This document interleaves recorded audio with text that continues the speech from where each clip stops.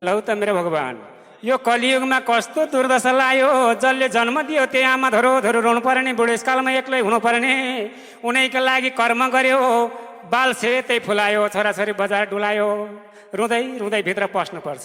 खाने बेलामा के खाने थाहा छैन, टुङ्गो छैन, गाछको बाँसको टुङ्गो छैन, परदेशीको छोरो आएको छैन, बुहारीले खबर गर्दै गर्दिन, त्यो बाटो हिँड्दा पनि घरमा झर्दैन, अनि आँसु झर्छ कि झर्दैन।